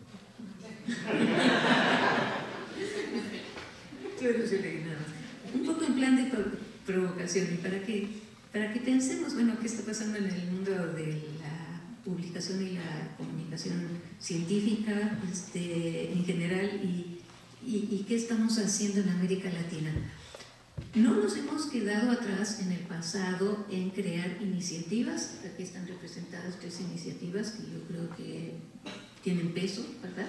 Que son valiosas y que no cabe duda que la región se ha beneficiado de ellas. Creo que nuestros idiomas también se han beneficiado de ellas. Pero están pasando cosas que yo no sé si las estemos realmente pensando también y si pudieran darnos ideas de qué otra cosa podemos hacer para fomentar la ciencia abierta, pero no con el logo ya o la etiqueta de acceso abierto de la declaración fulana o la declaración sutana.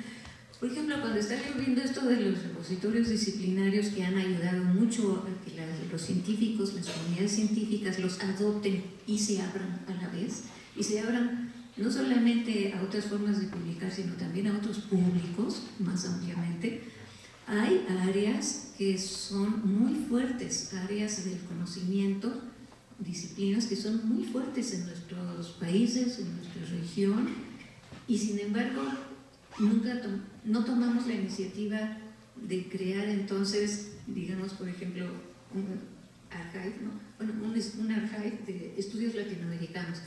Es interesante cómo muchísimas revistas de estudios latinoamericanos y latinoamericanistas, incluso colecciones enteras, repositorios, se han acercado a la TINDEX para que los alberguemos su información también, que recojamos su información.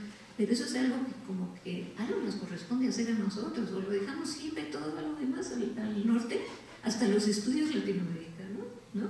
Hasta la antropología, hasta esas cosas que están más cerca, ¿no? de nosotros, de nuestra cultura, de nuestra región. Digo, quizá sí es bueno ver cómo podemos,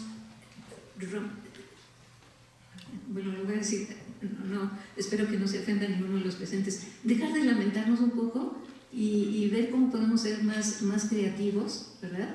Para ocupar esos espacios en los que nosotros tenemos algo que decir y algo que ofrecer como región. Porque se trata de ciencia legítima y sin comillas, ¿verdad? Aunque no la recoja el Citation Index. Bueno, yo antes de dar paso a la segunda pregunta y atendiendo a esto de esta mesa es de provocación, de generar un debate, sí recordaría que es cierto que tendríamos que pasar a las acciones concretas, pero sí la declaración de principios nos dan como una ruta. La ciencia abierta, por ejemplo, la red de ciencia abierta y colaborativa para el desarrollo plantea 7 principios: el conocimiento como bien común, la integración de diferentes tradiciones científicas y formas de saber, el rol del poder y la desigualdad en la producción y distribución del conocimiento, las oportunidades de participación en todo el proceso de investigación, la colaboración equitativa entre científicos y actores sociales, los mecanismos inclusivos de información y comunicación y, por último, el bienestar social y del planeta. Esos son los principios. Y esto lo quería poner de contexto para la siguiente pregunta, pero aterrizado a un caso concreto. Yo les planteaba a algunos de ustedes ahora, con todo el debate que se ha generado en México de los recortes a las universidades y a los centros de investigación y de esta, digamos, cierto discurso de decir, bueno, es que hay académicos privilegiados y todo esto, independientemente del análisis político que podríamos hacer de eso, hubo mucha reacción de la ciudadanía diciendo, está bien, porque en realidad, ¿ellos qué hacen? Hay un desconocimiento de a qué se dedica las universidades, los investigadores, los científicos, para el ciudadano de a pie. Y yo creo que esto es algo en donde la ciencia abierta tiene un papel fundamental. Entonces, en ese sentido, yo les preguntaría cuáles son las ventajas y desventajas del modelo de acceso abierto y ciencia abierta que cada plataforma está impulsando y cuáles son las diferencias y coincidencias con el resto de sus plataformas. Empezamos ahora con Antonio.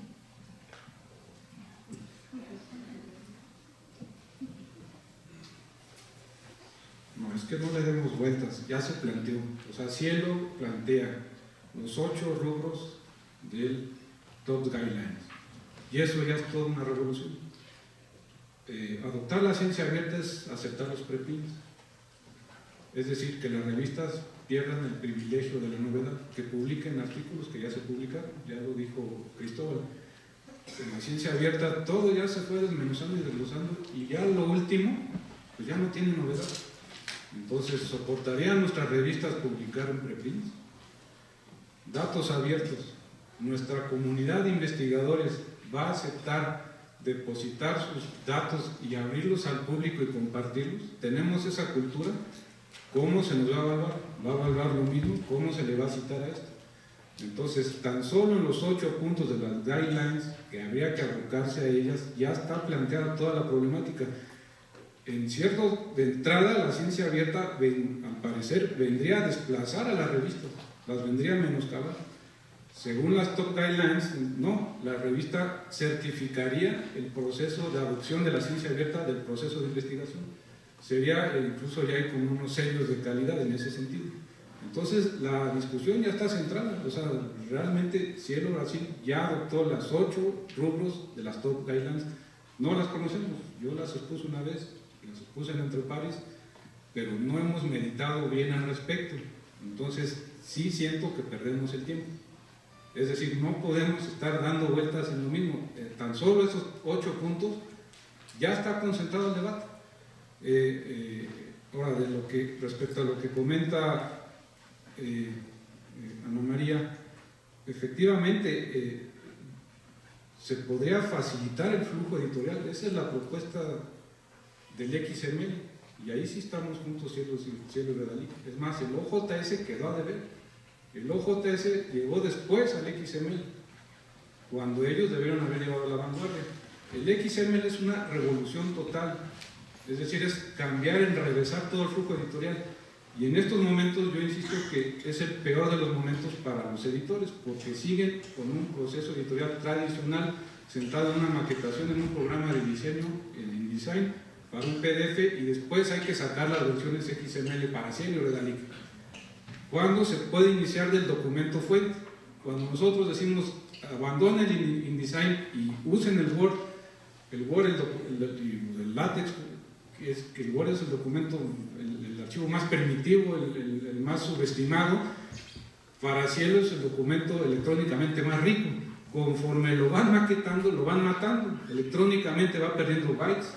Las gráficas quedan prensadas, quedan amarradas y sale un PDF muy bonito para imprimir, que siempre se va a necesitar, pero ya mataron el documento original y todas las correcciones las fueron haciendo en el camino. Entonces ahora hay que regresar al documento original para sacar el XML. Entonces están haciendo 2 procesos editoriales al mismo tiempo en el sentido contrario. Entonces aquí hay o irlo haciendo de manera de transición o echarse ya clavado al agua fría. Ha costado mucho trabajo, hasta el momento sigue siendo los XML para Cielo y Redalí, que esa concepción está mal. Ahí sí tiene que ser un vuelco completo. Creo que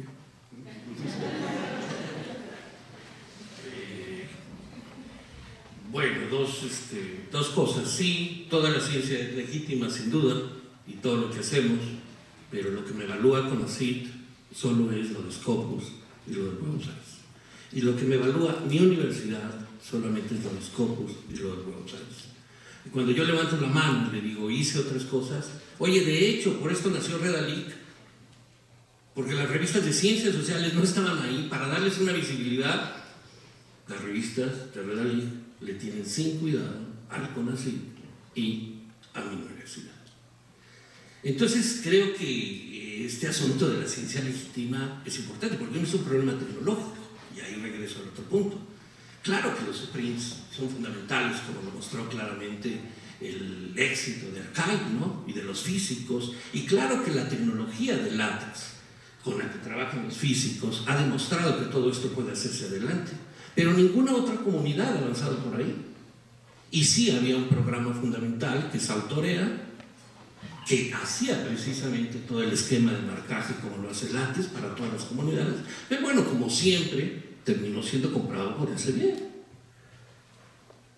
Ese es el punto, porque todos los proyectos de acceso abierto serán comprados por alguna industria, si es que la academia no construye plataformas protegidas por sus propios objetivos, porque nadie va a poder resistir la compra. Y eso, vean, es el mismo caso de Mendeley, es el mismo caso de ResearchGate.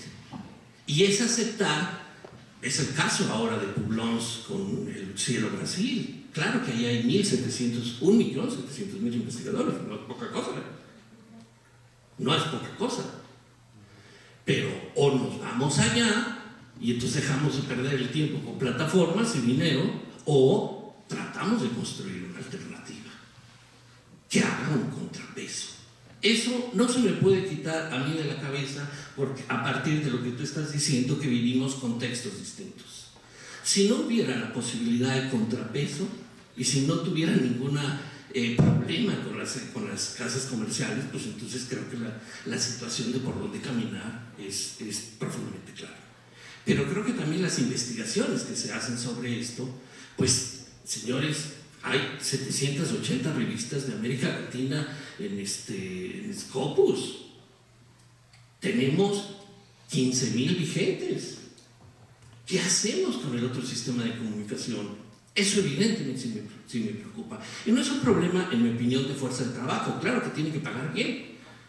Pero para las 15.000 revistas que generan 750.000 artículos anuales, no sé si exista regionalmente el dinero para pagarle a un técnico profesional bajo el cielo.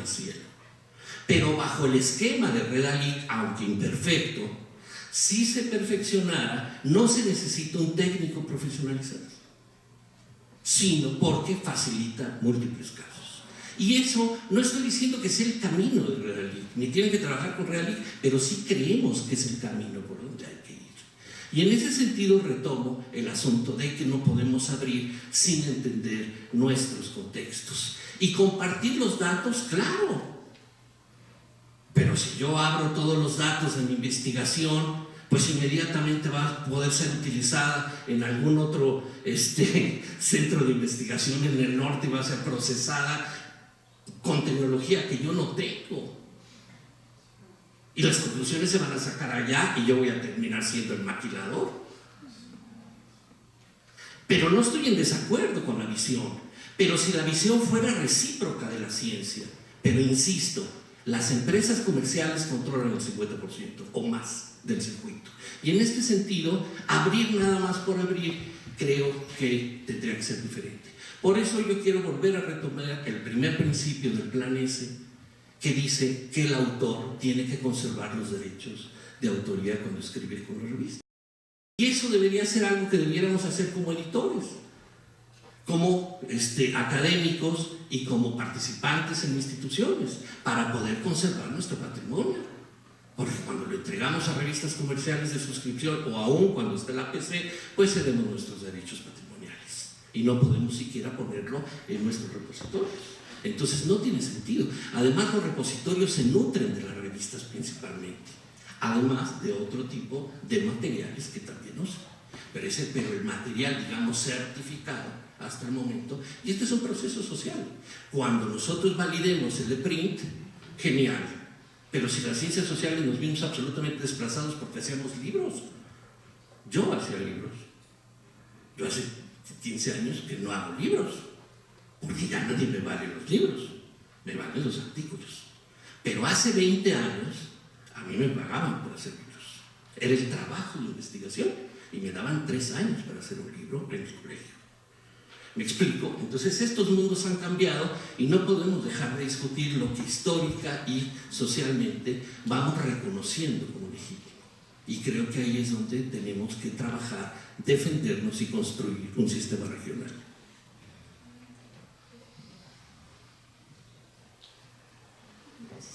Bueno, trataré de ser breve para dar espacio para las preguntas del público o comentarios, observaciones o provocaciones o lo que quieran hacer. Sí me gustaría empezar por aclarar que a mí me parece que las declaraciones son buenas y necesarias. Sí, yo creo que han jugado su papel y lo seguirán jugando y nosotros los seguiremos firmando cuando nos parece que es pertinente y conveniente. Yo creo que no hay un modelo de ciencia abierta en América Latina, no lo hay en el mundo tampoco.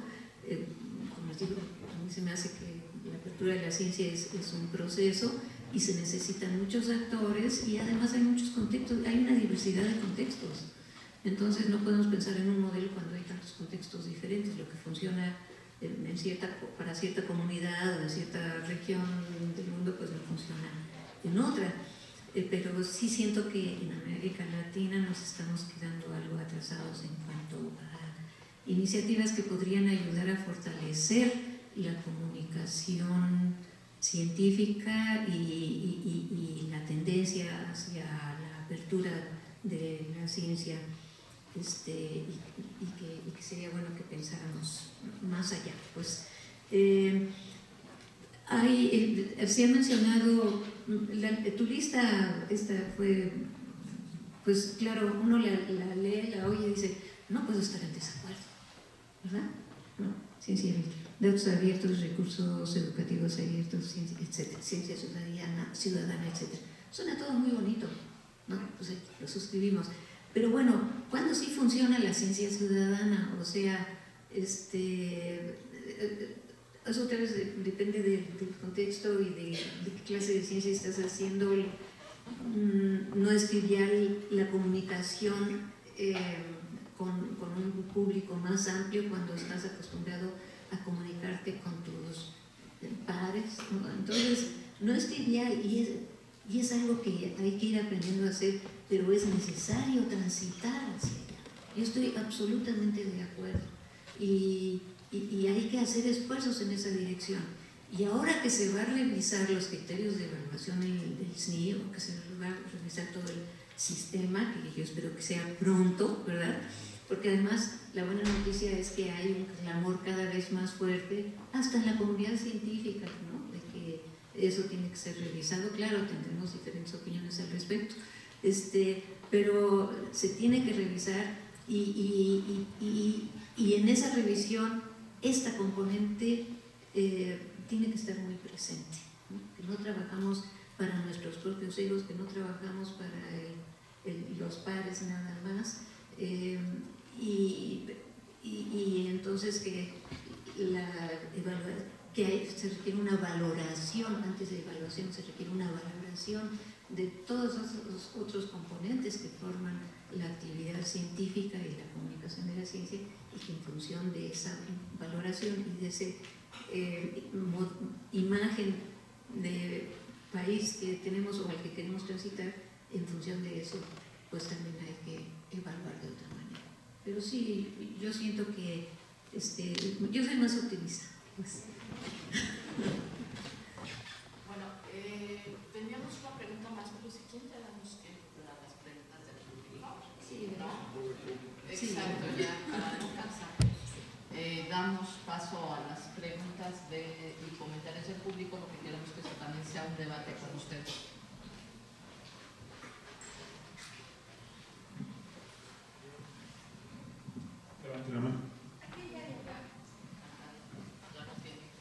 Emma Paniagua, de la Revista Iberoamericana de Educación Superior.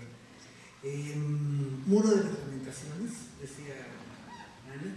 Yo creo, yo tengo muchos años de experiencia en revistas y de repente en las últimas fechas me entra una duda muy fuerte. ¿Realmente estamos cumpliendo nuestro objetivo? Porque de repente, hace poco tuve la experiencia de que quise iniciar la publicación anticipada. Y resulta que a la hora de la publicación anticipada descubro que mi publicación cumplida durante 10 años de salir exactamente en la fecha en la que debía de salir, ya no importa. Ya no importa porque resulta que ni Cielo ni Redalic reciben mi revista porque todavía no está en XML, aunque cumplo yo con el XML.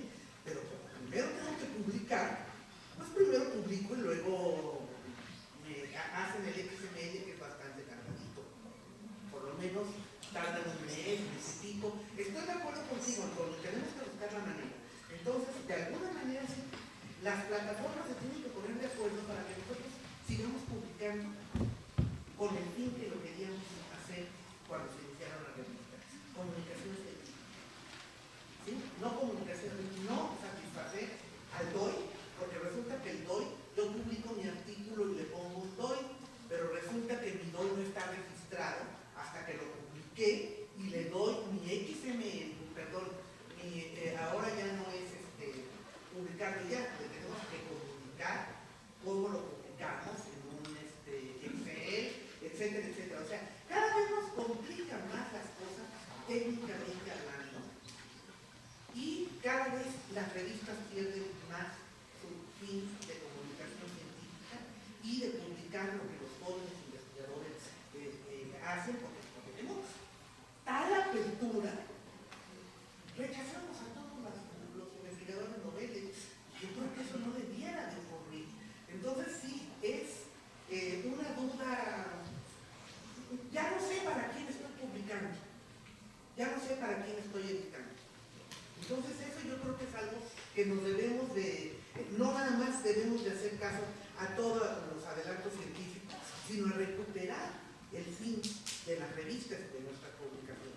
Perdón por el muro de lamentaciones. Hacemos rondas. Primero, buenas tardes, muchísimas gracias por todo lo compartido y yo nada más les quiero hacer una pregunta que me la respondan. Se ha centrado mucho la conferencia en la ciencia abierta. ¿Cómo la definen ustedes? Porque lo han mencionado, pero nadie nos lo define, entonces solamente es la participación y muchas gracias. Sí, y yo soy Luis Arturo Rivas. Pues yo quiero aprovechar el foro para felicitar a la Dirección de Publicaciones por el foro que nos ha enseñado tanto a los editores. También para agradecerle públicamente a Eduardo y a Dalí. Ellos han hecho que mi revista desde 2005 tenga todos los números publicados, gracias al trabajo que hace el equipo que dirige. También Antonio, que pues, también ahora ya estamos en Cielo, y eso le va a dar una gran visibilidad a nuestra revista. Y bueno, yo quiero que también pues, ustedes escuchen. Yo pienso que este es un debate medio pues, artificial, pienso. Yo creo que las dos posiciones son correctas. Como que yo creo que nos estamos adelantando a esto de la ciencia abierta. Yo estudié un doctorado en estudios europeos y una de las cosas que más me interesó es los procesos de convergencia de la educación en Europa. Entonces, la Convención de Bolonia, el tratado que une a los países europeos, ha tardado muchísimos años en consolidarse. Entonces, esto de la ciencia abierta, yo creo que no se va a dar pronto, como dice Ana María, es un proceso de... Por ejemplo, yo no estoy dispuesto de momento a renunciar a la novedad de los artículos, a que haya preprints, porque eso entonces le quita mucha fuerza a la... como que hay una declaración como ideológica. Yo sinceramente pienso, estoy muy contento de estar en todas las bases posibles. Yo también, si me permiten también, después de felicitarlos, yo también quisiera pues hacer una crítica a las bases. Yo le preguntaba a Cristóbal en el receso si ellos habían hecho un estudio para medir las métricas de los metaeditores, así como quién lo cita, de dónde vi. Y me dijeron que no, él me dijo que no. Pero yo también veo y entro a las plataformas y veo que esa información no está disponible. ¿Dónde se está leyendo? ¿Quiénes lo leen? O sea, las métricas de Google, a mí me parece interesante. A mí como editor lo que me interesa es darle visibilidad a mis autores. Y como si es necesario firmar un pacto con el diablo, pues lo hago también. ¿Sí? Entonces yo he firmado todos los repositorios donde me han puesto. También quiero decir que, por ejemplo, los españoles tienen una base de la red de Reddit. Yo jamás postulé para ellos, ni tuve que acreditar criterios ni nada. Ellos me pidieron que yo me incorporara. Sí, también hay una iniciativa de Flaxo. También yo no hice nada para recibir invitaciones. Entonces yo pienso que la posición mexicana es como una posición como reactiva. O sea, uno tiene que hacer un montón de cosas para ser aceptado en los 36 criterios de Latindex, los criterios de Redalic, hacer un montón de méritos. Y en otros lados están desarrollando estrategias como más inclusivas. Entonces yo pienso que este es un debate artificial, no hay que elegir. Yo pienso que le tienen que preguntar a los editores. Yo veo que esto se discutió, pero ¿con quién discutieron? ¿A quién le preguntaron? A mí nadie me ha preguntado qué es lo que yo quiero para mis autores. Yo lo que quiero es que sean leídos los artículos en el mayor número de lugares del mundo. Esa es mi posición.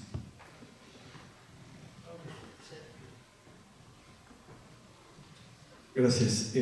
Bueno, sobre la ciencia abierta y todo lo que hay que hacer, yo creo, efectivamente, como ya dijeron varios y Ana María, que es un proceso que va por partes y creo que son ideas que efectivamente no se generaron en América Latina y creo que no debemos aceptarlas así sin una crítica. Antonio dice que Cielo Brasil ya decidió que los 8 criterios, pues ya es un hecho para ellos, ¿no? Pero yo creo que todo esto se debe analizar con calma, es un proceso que va a llevar tiempo y efectivamente nosotros tenemos que decidir qué tomamos de ese proceso y qué no tomamos. O sea, no podemos hacerlo así sin ninguna reflexión crítica. Entonces, además, bueno, como editores desde luego, no podemos hacerlo así sin una reflexión crítica y también hay que, ya se mencionó, hay que tomar en cuenta la opinión de los investigadores, que efectivamente actualmente muchos se resisten a eso, a los que tenemos aquí a la mano, se resisten, les da un poco de temor, no saben qué va a pasar, etcétera, ¿no? Y pues eso básicamente, ¿no? Hay que tener una visión crítica, no hay que aceptar nada más porque viene de allá, que si los derechos de autor tienen que ser así, que si la ciencia abierta tiene que ser así, que si tenemos que publicar preprints a fuerza, o sea, la verdad es que todo eso hay que analizarlo con calma, y además de que analizarlo con calma también considerar los impedimentos técnicos que tenemos, ¿no? Tanto por falta de personal como por falta de otras cuestiones como dónde vas a poner todo lo que es ciencia abierta, todos los datos que te van a llegar, tienes que adaptar tu servidor o tener otro servidor o hacer enlaces, o sea, hay muchos problemas, además de los problemas, digamos, que tienen que ver con el concepto, con la idea de lo que es la ciencia abierta.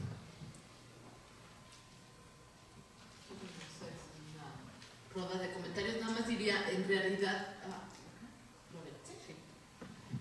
Gracias, Lorena Piloni, del Instituto de Investigaciones Históricas. Yo difiero un poco de lo que plantea Emma y más bien haría énfasis en lo que nos insiste Antonio, porque creo que no es un problema simplemente para nosotros como los editores que nos plantean desde afuera, en la parte de qué hacemos con los XML y con nuestro flujo de trabajo editorial. Creo que los editores... digamos, sentimos la presión en efecto porque cambian los criterios en los sistemas y de alguna manera nos vemos en la disyuntiva, respondemos, no respondemos, nos alineamos o no, pero más allá de eso, el balón está en nuestra cancha. Hay un problema problema que a nosotros nos representan los XML y que tiene que ver con algo que apreciamos mucho, valoramos mucho y sabemos su importancia en el proceso editorial, que es el cuidado editorial. Y no lo hemos resuelto bien. Y creo que en parte es porque no hemos enfrentado en toda su dimensión ese problema. Antonio plantea, sin ser editor, que bueno, para ellos lo valioso en Cielo es la parte de el Word. Para nosotros eso no tiene mucho sentido cuando tenemos que dar muchas salidas y en cada una estar haciendo corrección de estilo, por ejemplo, y todo lo que implica el cuidado editorial, y además es un tipo de cuidado editorial distinto para lo que va lo impreso. Entonces creo que de verdad nos tenemos que tomar más en serio esa parte y enfrentarlo en toda su dimensión. El cuidado editorial y la edición digital plantea otros problemas y otras exigencias también de capacitación para nosotros. Le tenemos mucho miedo al código, pero ya tenemos el XML encima, tiene muchas posibilidades, no las estamos utilizando, tenemos que meternos en el código. Y eso no es simplemente algo que venga desde afuera, eso es algo que ya tenemos que asumir nosotros y nuestras instituciones, porque bueno, también no es nosotros solitos aislados, ¿no? Eso.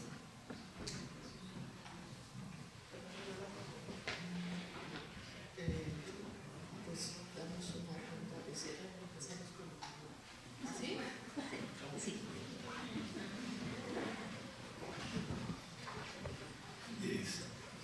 Bueno, para tratar de cerrar, creo que la preocupación de nosotros como investigadores a cargo de este sistema que va a apoyar un modelo, plataforma, como quieras decirle, siempre es la comunicación, ¿no?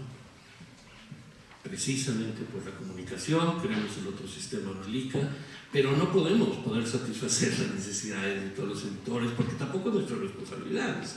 Nosotros tenemos que apoyar en ese sistema y sí, nosotros trabajaremos ahora a partir del XML, haremos investigación el siguiente año de cómo podremos generar tecnologías a partir del XML. Y si en una cabecera lógica, digamos, de estas de catalogación hay 12 campos, pues en un XML JAX hay 270, ¿no? Y en un RDF buscamos integrar estas 270 entre sí y que viajen solas y que se conecten en el mundo en el link en OpenData. Esperamos generar métricas a partir de entonces y esa es nuestra tarea, favorecer la comunicación. Para las revistas que utilizan el Marcalic o el Amelica XML pueden generar su edición continua sin ningún problema y hay 50 revistas que generan su edición continua con este sistema. Pero evidentemente si el editor no lo usa de manera natural, pues sí implica un problema de comunicación inicial y si lo usas con nosotros, pues va a implicar un problema con las otras plataformas. Creo que eso es, lo tendremos de forma permanente, ¿no? Y para tratar de contestar a la pregunta, yo nada más diría que la ciencia abierta es tratar de abrir el ciclo completo de la investigación, con la característica de la transparencia, con la característica de la replicabilidad, con la característica de la reutilización y con el punto centrado de la comunicación. Pero creo que tenemos que tener una visión crítica de esto y no es un asunto solamente de las revistas científicas, es un asunto del quehacer académico mucho más amplio, de esa actividad científica dura, ¿no? Sino es todo de todos aquellos elementos que se hacen y precisamente para articularlo a la sociedad. Y yo sí creo que hoy como investigadores, de una o de otra manera, trabajamos para publicar y nos hemos olvidado la publicación para qué sirve, porque nadie evalúa la calidad de nuestros textos, sino evalúa el cuartil en el que están nuestros textos. Y entonces esto tiene que ser modificado para poder articular y hablar de ciencia ciudadana y nosotros regresar a nuestros cubículos y plantearnos problemas para tratar de resolverlos ante la sociedad, porque eso es lo que nos van a valorar en la sociedad. Creo que sí hay una perversión muy fuerte en los sistemas de evaluación. En mi universidad ya no importa la manera de interacción que yo tengo con mis alumnos, los resultados, lo único que importa es el número de horas que yo tengo y ese número de horas que doy y en la categoría en la que los doy me permite concursar para ciertos estímulos. Todo lo demás ya no tiene ninguna importancia. Y creo que esto en verdad es una pena, porque la tarea académica, si bien la revista es el vehículo principal de comunicación, hay muchas cosas, esto de la ciencia, y hay que abrir pero hay que articularlo a la sociedad. Hay que resolver nuevamente los problemas, y aquí regreso a las ciencias sociales, donde las ciencias sociales creo que tenemos tareas centrales para demostrar nuestra utilidad, nuestra vinculación precisamente con las problemáticas que se están dando en nuestra sociedad. Muchísimas gracias. Pues primero, sí, también quisiera alejarme del muro de las lamentaciones y sumarme al optimismo que menciona Ana María, y no solo al optimismo, sino yo diría que una dosis de agresividad. Se necesita ser más asertivo. La esencia de la revista la definen los editores. Ustedes son los alquimistas, ustedes tienen que hacer esta sinergia entre este aspecto técnico, tipográfico, ortotipográfico, de publicación, y lidiar con este aspecto metodológico, epistemológico del contenido de los verdaderos creadores. Ustedes junto con los autores de la esencia de la revista son los editores. Como indizador, ahí sí yo me lavo las manos, yo soy técnico, instrumentalista, es decir, ahí sí les toca a ustedes, y las decisiones capitales, estratégicas, al grado de definir si le entran o no a Cielo, pues son soberanamente de los editores. Ahora, ¿a qué llamo yo la agresividad? Que no nos engañemos, digamos, cuando hablamos de falta de recursos, la verdad más fifís no podríamos ser. Yo afortunadamente tengo como Cielo contacto con toda la comunidad de editores de México y conozco el esfuerzo que hacen los editores de la frontera norte. Ellos siempre se quejan de que no hay un foro como este, con aire acondicionado, cada mes, foros, talleres. Somos privilegiados en la UNAM. Hablar de la educación por adelantado, dejen eso, vámonos a la publicación continua. Ya hay muchas revistas en Cielo en publicación continua, y cualquier problema que haya, pues se tiene que resolver, así tengas que ir a Cielo a parar ahí la producción. Entonces, dejemos las lamentaciones y vayámonos a resolver los puntos concretos. ¿Cuál publicación adelantada? Eso ya, publicación continua es diferente. Ahora, la ciencia abierta, como se mencionó rápidamente, es abrir todo el proceso de investigación, prácticamente desde que se concibe la idea, la hipótesis, declarar y hacerlo, dejarlo registrado. Si es desde una hipótesis deductiva, inductiva, qué materiales, ya queda el investigador amarrado, incluso no va a ir cambiando luego de acuerdo a los resultados que va obteniendo la hipótesis, no. Entonces entiendo yo que se busca la transparencia máxima y la compartición máxima. Entonces es desde los materiales, la hipótesis, los datos, el código del software o de las herramientas que se utilizaron, todo en abierto. Y paralelamente, junto con este concepto, digo yo, están las herramientas, que son las plataformas, que es yo lo que veo con desconfianza, pero que va junto con pegado, porque todo esto tiene un correlato de plataformas especializadas para cada uno de estos pasos. Entonces, una apertura total de todo el proceso de investigación. Y finalmente, yo también me sumo, no me he referido mucho a esto, y se menciona a los preprints como algo que puede ser como una amenaza para las revistas nuestras, pero a nivel mundial, yo junto con Ana María creo que pueden ser la bocanada de oxígeno que salga el acceso abierto. Yo, mi balance personal es que después de estos 17 años, el acceso abierto lo están ganando las grandes empresas editoriales. Ya se ganaron. La inflación de precios de suscripción se trasladó a inflación de precios de APCs. Quizá hasta el acceso abierto actual salga más caro que las suscripciones, y quizá el plan S vaya a salir más caro para las universidades que el paquete de suscripciones. Entonces pareciera que paradójicamente el mundo nos dio una bofetada, porque la idea original, la más inocente, sencilla, que fue el archive, de hace 28 años, pues podría ser la solución al problema del acceso abierto, que se publique en preprint. Y entonces yo creo que sí debemos reevaluar el esquema de los preprints, y no sé cómo incorporarlo a nivel de Latinoamérica. Cielo Brasil ya propuso, no sé cuándo lo voy a instrumentar, un repositorio de preprints. Habría que ver qué suerte tiene esto.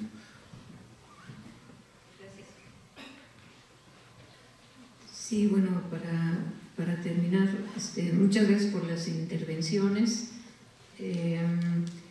Yo creo que yo no puse el modelo el ejemplo de Arjaiz y los que han seguido como el modelo para seguir, pero creo que son ejemplos interesantes, todos son públicos y abiertos, no hay privatización allá y no los preprints los manda voluntariamente el autor porque le interesa que lo lean y que lo lea más gente. Hablando de ciencia ciudadana y no ciudadana, yo he estado metida por un lado en un proyecto de investigación que no creo que tenga ningún sentido abrirlo totalmente porque tiene que ver con cuánto dura el salto cuántico. No sé si eso sirva para algo abrirlo al público. Yo creo que no.